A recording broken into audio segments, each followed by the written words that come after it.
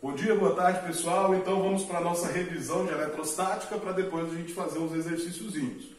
Bora lá, pessoal. Primeira coisa que você vai precisar lembrar é que os elétrons eles estão presentes na eletrosfera, no átomo, e os prótons eles estão presentes no núcleo. Então, já que nós estamos estudando eletrostática, ou seja, energia elétrica, a gente está preocupado só com esses carinhas aqui, está preocupado só com os elétrons. A gente nunca vai mexer com os prótons, porque se nós fôssemos mexer com os prótons, nós teríamos energia a partir do núcleo, ou seja, energia nuclear.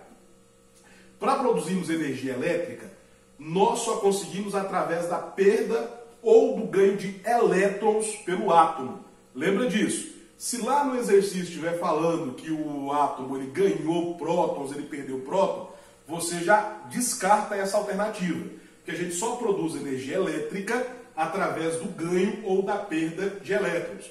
Como diz aqui, o número de prótons ele nunca vai se alterar. Quando um átomo ele perde elétrons, a gente diz que ele fica com carga positiva. Aí às vezes isso fica confuso, né? Porque aí você fala, mas ele perdeu, ficou positivo? Sim. Quando ele perde elétrons, a carga dele é positiva porque ele fica com mais prótons. Quando um átomo ele ganha elétrons, nós dizemos que a carga dele é negativa. Então ele perdeu elétrons, carga positiva, ele ganhou elétrons, ele fica com cargas negativas. Quando ele tem a mesma quantidade de prótons e elétrons, a gente diz que ele está estável, ou seja, ele não está eletrizado, a carga dele é neutra. Processos de eletrização. Nós temos 3 processos de eletrização diferentes.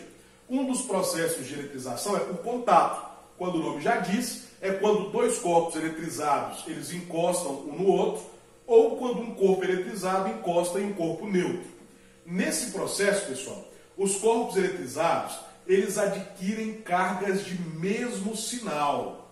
Se o corpo que estava eletrizado era positivo, o corpo que tocou ele também vai ficar com carga positiva, tá? Outro detalhe também é que a movimentação dos elétrons ela vai ser sempre na direção do que tem mais elétrons para o que tem menos elétrons. Ou seja, ela vai ser sempre na direção do corpo que está eletrizado negativamente ou neutro para a direção do corpo que está eletrizado positivamente. Pensa comigo.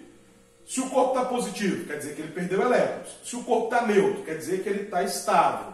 Então o corpo que tem menos elétrons é o que está positivo. Então essa vai ser a direção da transferência de elétrons. Sempre na direção do corpo que tem mais elétrons para o corpo que tem menos elétrons. Mais uma vez, sempre na direção do neutro ou negativo para o neutro ou positivo. Eletrização por atrito.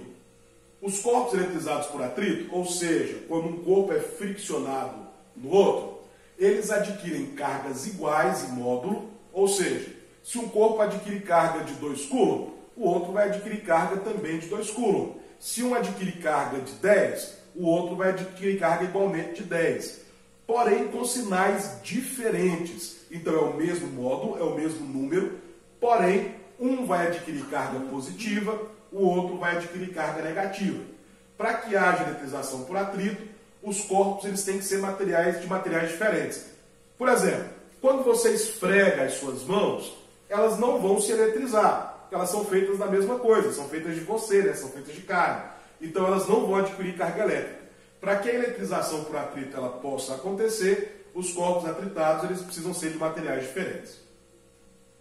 O terceiro e último processo de eletrização é a eletrização por indução.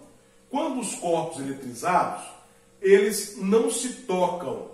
Um corpo apenas induz as cargas elétricas do outro corpo. Quando o corpo carregado eletricamente se aproxima de um corpo com carga neutra, acontece a polarização das cargas. Ou seja, as cargas, se um corpo for eletrizado positivamente, as cargas positivas vão atrair as cargas negativas do outro corpo e vão se polarizar dentro dele. Se o corpo estiver isolado, quando o corpo eletrizado for afastado, ele volta a ser neutro. Caso o isolamento se rompa, as cargas que estão sendo repelidas, se o corpo positivo ele está polarizando as cargas negativas de um outro corpo, ele vai estar repelindo as cargas positivas. Se ele estiver isolado, enquanto o isolamento durar, e eu retirar o corpo que estava eletrizado, as cargas voltam a ser neutras. Se enquanto as cargas estiverem polarizadas, acontecer o contato desse corpo com outro corpo qualquer, com outro corpo condutor, as cargas que estavam sendo repelidas, elas vão ser retiradas daquele corpo, e aí sim ele vai permanecer com cargas iguais às do corpo que o eletrizou. Bacana? Olha lá. Um corpo apresenta 1,2 vezes 10 elevado a 3 elétrons, a menos que prótons. Determine o sinal e o módulo da carga elétrica desse corpo. Pessoal, aí você vai ter que fazer um cálculozinho, eu estou sem lousa para fazer o cálculo aqui com vocês, mas lembra da formulazinha que diz que Q, que é a carga elétrica, vai ser igual a M, que é o número de elétrons, vezes a carga elementar de um elétron, que é 1,6 vezes 10 elevado a menos 19. Se eu tenho isso daqui, ó, eu tenho o número de elétrons. Se está dizendo que o número de elétrons é menor que o número de prótons, eu já sei que a carga desse corpo ela vai ser positiva. Basta eu multiplicar 1,2 vezes 10 elevado a 3 vezes 1,6 vezes 10 a menos 19. Pessoal, aí fica tranquilo. Você já viu que essas duas alternativas aqui, para o cálculo, ela vai ser impossível. Então, o resultado do cálculo vai ter que ser 1,92 vezes 10. Aí nós vamos pensar no expoente. Se eu estou multiplicando, então eu vou somar os expoentes. Se eu tenho 3 mais menos 19, então eu vou ter menos 16. Então, eu sei que se ele tem elétrons a menos que prótons, a carga vai ser positiva. E se deu 1,92 vezes 10 a menos 16, a resposta, obviamente, é letra D.